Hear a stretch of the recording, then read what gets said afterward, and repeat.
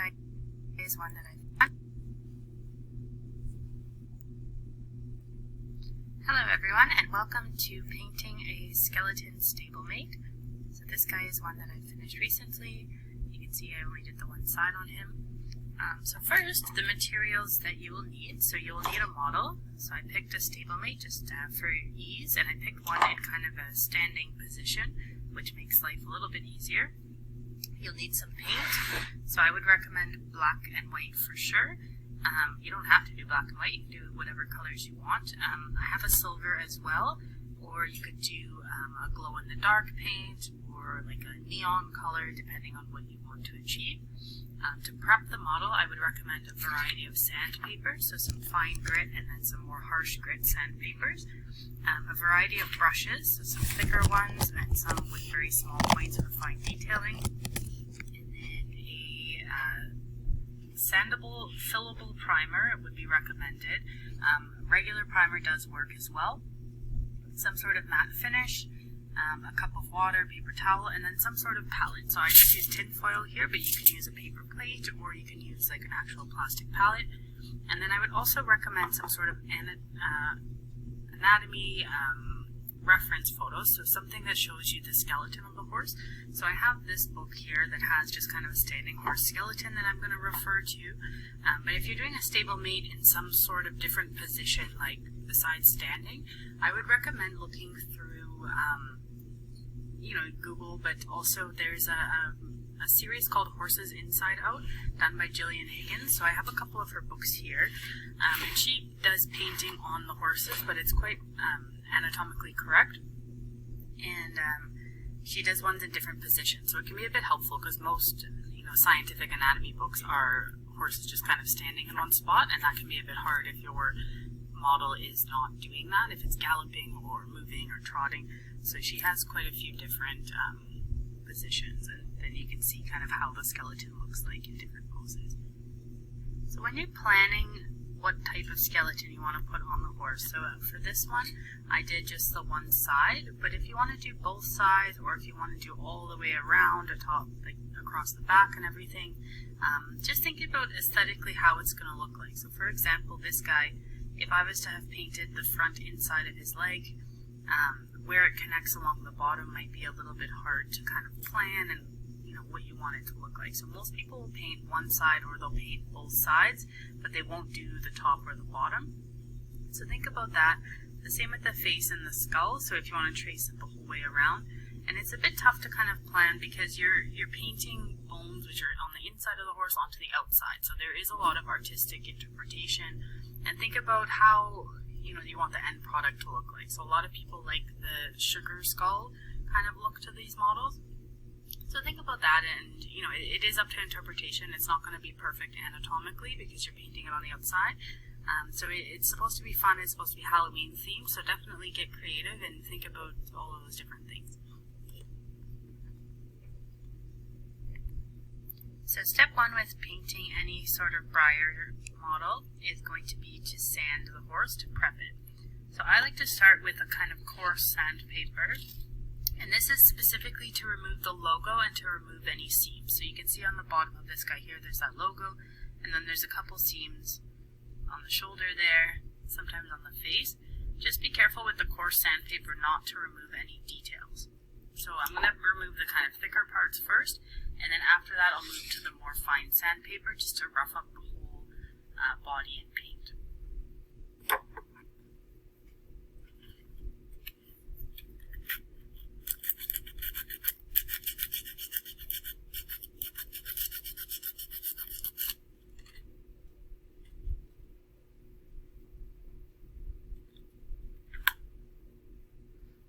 Now that the seams and logos are sanded off with the more coarse sandpaper, you can use the fine sandpaper.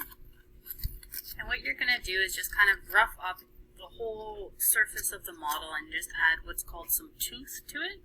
So that allows the primer to stick a bit better, and then the new paint to stick a little bit better. So this fine sandpaper is good because you're not putting any deep gouges into the plastic. You're just pulling off some of the paint, and then what you want is just kind of like a rough surface for the new paint to stick on. So you can see here I've roughed up the whole surface of the model. And for this video, I'm going to be painting the skeleton on this side of the horse. I'm going to do that because the other side, the mane, is actually in the way, and I want to be able to see the full skeleton. So if you have a model where the mane is lying flat, like this one is, you can also consider sanding off the mane and then having the skeleton just show through. So it's up to you kind of how you want to do it. But for this one, I'm just going to paint it on the other side. The next step is to prime the model. So I do recommend a primer that is sandable and fillable.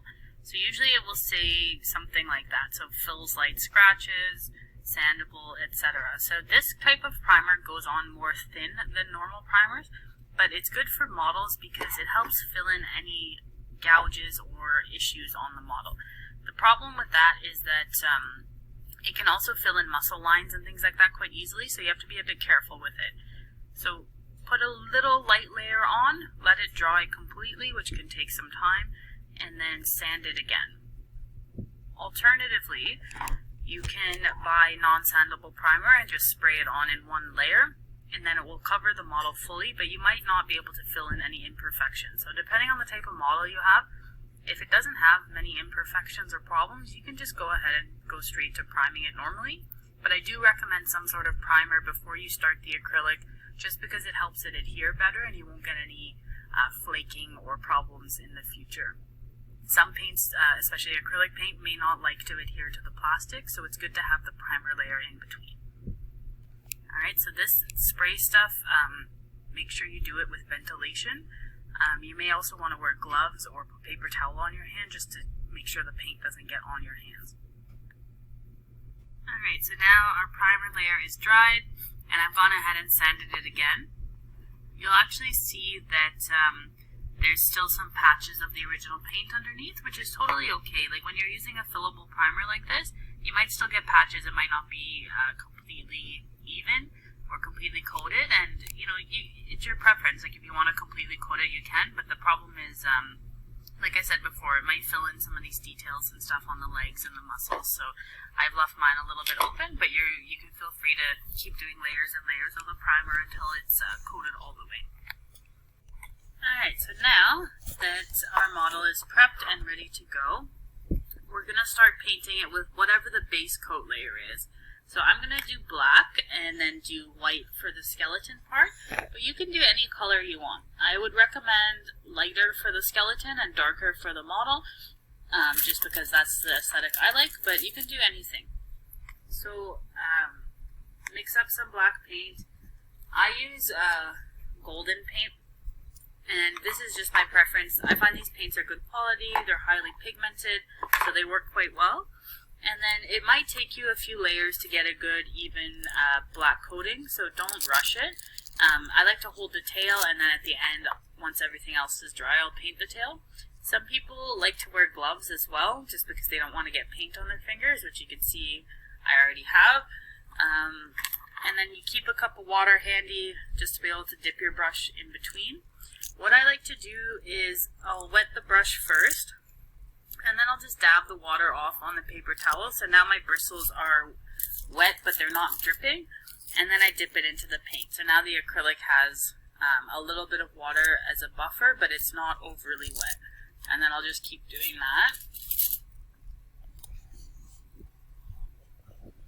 So you want to use water to get the acrylic smooth, but you don't want to use too much water and then have it kind of dripping and pooling in places.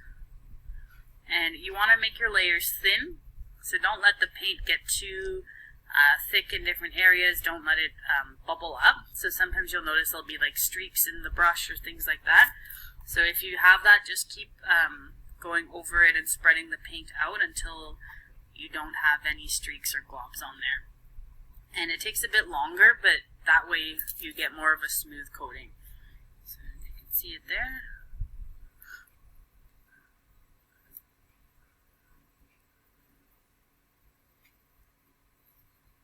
You can probably see on the hip there, the paint is a bit thin, so you can still see the lighter color underneath. So it does take a few layers to build it up.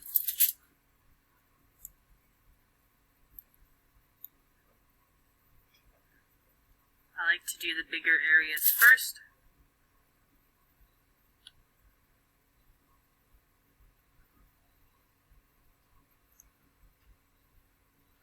And especially when you do the legs, I find it's a little bit